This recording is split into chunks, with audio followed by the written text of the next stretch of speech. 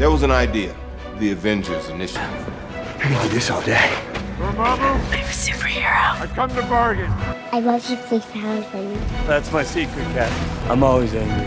You should have gone for the head. And I Wakanda forever! Why is Gamora? Iron Man. We are Avengers! Assemble. Hello and welcome to a special edition of Marvel Standom. Recently at New York Comic Con, we sent Den of Geek correspondent Sam Stone to speak with comic book writer Jed MacKay. MacKay is a well of creativity, having written many different characters for Marvel over the years, including Black Cat, Doctor Strange, Moon Knight, Iron Cat, and most recently, the Avengers. Sam and Jed had a great conversation at NYCC, and we'll gladly share it with you after this message from our sponsor, eBay. eBay is the premier destination for collecting comics both old and new. Whether it's that highly sought-after iconic comic or an obscure niche that speaks directly to you, odds are you'll certainly find it on eBay. Here's a list of comics that are must-haves for any fan of Jed MacKay. X-Men to Serve and Protect Fall. MacKay began his Marvel writing career in an auspicious manner, penning a short backup story included in the final issue of the X-Men series To Serve and Protect. But MacKay makes the most of his limited page count by focusing on a fan favourite, the disco-themed mutant Dazzler. MacKay teams Dazzler with the Daughters of the Dragon, better known as Misty Knight and Colleen Wing, to compete in a cosmic roller derby contest of champions against baddies such as Claw, Razorfist, and Modorb, aka mental organism designed only for roller derby, of course. Edge of Spider-Geddon 1. Hobie Brown the Spider-Punk is so cool that even poor, jealous Miles Morales couldn't stay mad at him. Viewers only got a taste of Spider-Punk's righteous anarchy in Spider-Man Across the Spider-Verse, but anyone hungry for more anti-authoritarian heroics should check out MacKay's issue of the anthology series Edge of Spider-Geddon. MacKay takes readers to Earth 138, where squatter Hobie Brown got bit by a radioactive spider and does battle with superpowered oppressors such as Thunderstrike and Kang the Conglomerator. MacKay puts an incredible punk rock spin on familiar Marvel characters, giving us a more extreme look at superheroes. Man Without Fear 1. Daredevil has had an embarrassment of riches when it comes to creatives, and MacKay continued that tradition with the 5-part miniseries Man Without Fear. Then again, Man Without Fear isn't really about Daredevil. It's about the whole left when an injury takes out Matt Murdock and the many people who step up to defend Hell's Kitchen. In the first issue of the series, MacKay focuses on the most unlikely hero of Hell's Kitchen, Matt's partner and best friend Foggy Nelson. Foggy never dons Hornhead's red tights, but he does good by providing moral support to Matt, encouraging his friend to keep up the good fight, proving that it's not just Murdock who has the bravery to be a hero. Moon Knight 1. As MCU fans might be able to guess, Moon Knight is one of the weirdest characters from the House of Ideas. Appropriately, writers have had some pretty interesting takes on Mark Spector and his multiple personalities. MacKay's Moon Knight run begins with Mark Spector at a surprisingly good place in his life, relatively speaking. More comfortable with his position as the protector of travelers at night, Moon Knight opens the Midnight Mission, a way for citizens to contact him directly to request his help. Through the Midnight Mission, MacKay finds a way to give Moon Knight more traditional superheroics without sacrificing the unique nature of his situation. MacKay pits Moon Knight against vampires, a serial killer, and other dark beasties, and keeps the moon god Khonshu in the background, always ready to ruin the lives of Mark Spector, Stephen Grant, and Jake Lockley. Find all of these comics and more on eBay today. And now, back to the show. Hey, here we are, New York Comic Con 2023 at the eBay booth. I'm here with Jed MacKay, who's writing all your favorite Marvel books, everything from Avengers to Doctor Strange to the upcoming Death of Moon Knight. Jed, thanks for taking the time to speak with me today. Oh, of course. Great to be here. So let's go ahead and talk about Earth's Mightiest Heroes. I mean, you've got quite the lineup. You've got 2 different captains. You've got Scarlet Witch. You've got quite the team. Like, how is it? Like, what was it about this ensemble you really wanted to explore? Going into it, I really wanted this to feel like it was all of Marvel's biggest heroes. You know, all the heroes that you couldn't, leave out. without feeling like there was someone missing. You know, Thor, Iron Man, Scarlet Witch, Black Panther, Captain Marvel. Just what I wanted to assemble is what I thought the idea is when someone thinks, who are the Avengers? What was it about kind of basically putting them through a gauntlet with the tribulation events and the Impossible City? Well, the Fall of the Impossible City is just the first of the tribulation events that will afflict the Avengers. And yeah, here's the thing: they're the Avengers. They're tough. They can take it. And if they're not having a good day, it means we are. What is it about kind of like, I mean, Kang is everywhere these days in the MCU, obviously has a major presence and warning the Avengers about the Ashen Combine and everything that's coming up. What was it about kind of incorporating Kang in this way and just kind of giving the Avengers the heads up of what they're in for? I find that I don't think a comic is complete until there's someone with thigh-high purple striped boots. So generally, that's kind of where I'm coming from. But no, in general, I think Kang is one of the iconic Avengers villains, one who is, you know, pretty much solely an Avenger villain. You know, he's fully within their wheelhouse, and I really wanted to work with that character because having a team of iconic characters, you got to have an iconic villain or iconic antagonist. But twisting that idea a little bit and maybe giving people something they weren't fully expecting. You know, between Black Cat and Moon Knight, like you had done a lot of kind of like grounded level like work. Now you're going full on cosmic. Like, how is it embracing that, like just the sheer scope of the Marvel Universe with Avengers? It's hard. Yes, you know, working with the Avengers is we're working on a scale I've never experienced before. I'm used to, you know, people punching people in alleys or maybe stealing cars, not, you know, punching out giant alien robots and fighting interdimensional living cities. So it's a real adjustment. I think that I've certainly learned a lot from this first arc as we just kind of capped it off here yesterday. And I'm looking forward to taking what I've learned and applying it as we go forward. You know, and speaking of Moon Knight, you've got, I mean, this is something that's been building for a long time with the Midnight Mission and everything. What is it about kind of like the legacy of Mark Spector and the, you know, our favorite Fist of Khonshu that you really wanted to put through the ringer with this story?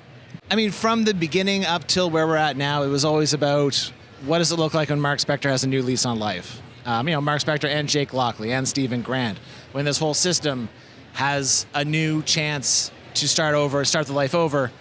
And ultimately what that means is eventually that new lease on life, you know, leases run out. He was always a character that like towed the darkness, obviously, but I always found it very, I mean, there was a communal aspect, a community aspect to the Midnight Mission.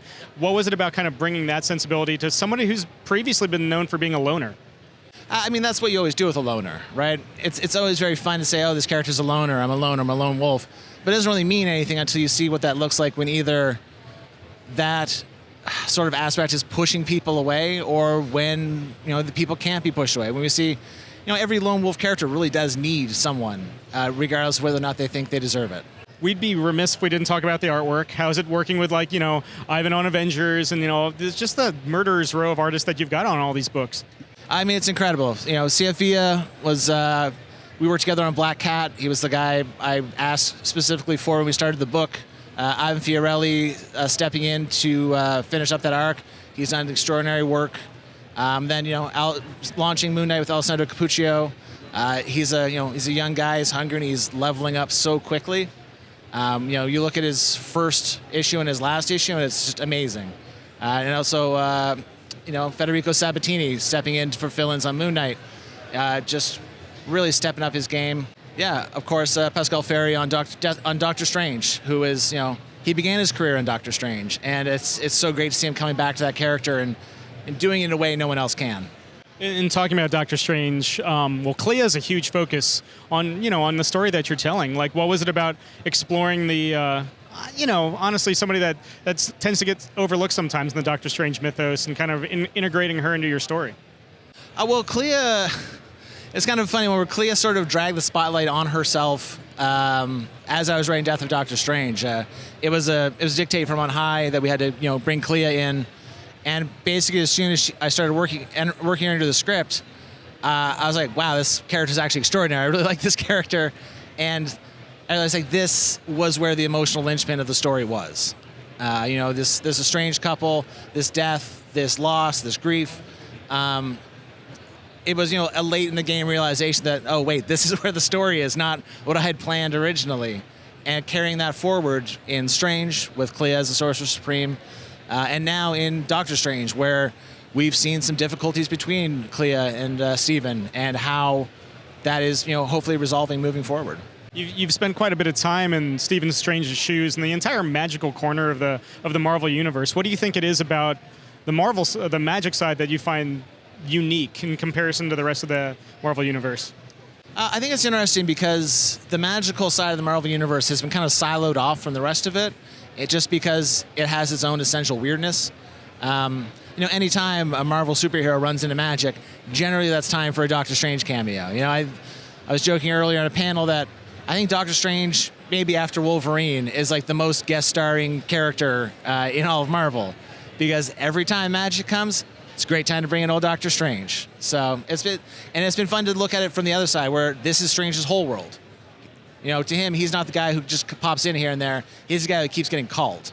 Over Adventures, has there been a character that's really like surprised you getting the chance to write them for the first time? Yeah, I mean, starting off, I was really surprised with how much fun I was having with Black Panther, where he was left at the end of his last run, and also in Captain America: Symbol of Truth. I thought it was really interesting, a Black Panther that was, at odds with most of the Avengers, and what that looks like, given that he had, gone from being the leader of the Avengers previously, the chairman. So, I've had a lot of fun with that, and the Vision as well. I love the Vision. Getting to work with him has been great, and I think probably also Thor. I've been having fun with Thor lately. Across that entire ensemble, what was it about pairing T'Challa with Sam Wilson to infiltrate the Impossible City? In part, it seemed to make the most sense, given that they are not the characters who have the most, direct application of force. So them doing a commando raid while the other ones essentially take the hits, just sort of made tactical sense. But, Sam T'Challa, they had a big throwdown in Symbol of Truth, and I wanted to explore what the relationship looks like after that. These are people who, at this point in time, don't like each other very much, but at the end of the day, they're still Avengers. Sure. I did want to shine the light, especially with their movie coming out soon.